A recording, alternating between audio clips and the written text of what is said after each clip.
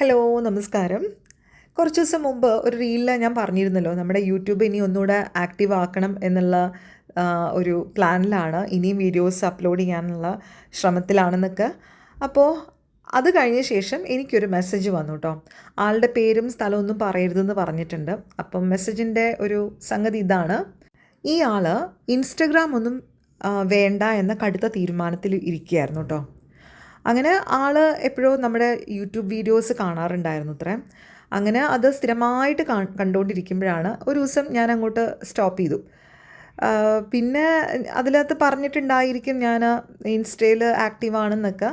എന്താണെങ്കിലും നമ്മുടെ വീഡിയോസ് കാണാൻ വേണ്ടി മാത്രം ഇൻസ്റ്റഗ്രാമിൽ അക്കൗണ്ട് ഓപ്പൺ ചെയ്തിട്ടുള്ള ആളാണ്. ഈ മെസ്സേജ് വായിച്ചപ്പോൾ ശരിക്കും കണ്ണ് നിറഞ്ഞു.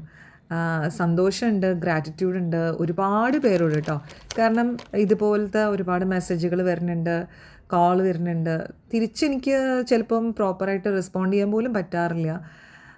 സമയക്കുറവ് കൊണ്ടാണ്, എത്താൻ പറ്റാഞ്ഞിട്ടാണ്. പക്ഷെ മനസ്സിൽ എല്ലാവരുടെയും എല്ലാം കിട്ടുന്ന എല്ലാ സ്നേഹവും മനസ്സിൽ സൂക്ഷിച്ച് തന്നെയാണ് കേട്ടോ ഉള്ളത്.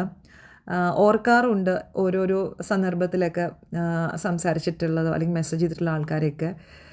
അപ്പോൾ എല്ലാവരുടെ അടുത്തും ഒരുപാട് സ്നേഹവും ഒത്തിരി നന്ദിയും കടപ്പാടും ഒക്കെ ഉണ്ട്. കാരണം എൻ്റെ ഈ ജേർണിയിൽ നിങ്ങളില്ലായിരുന്നെങ്കിൽ ഇത് ഇത്ര പോലും എത്തില്ല.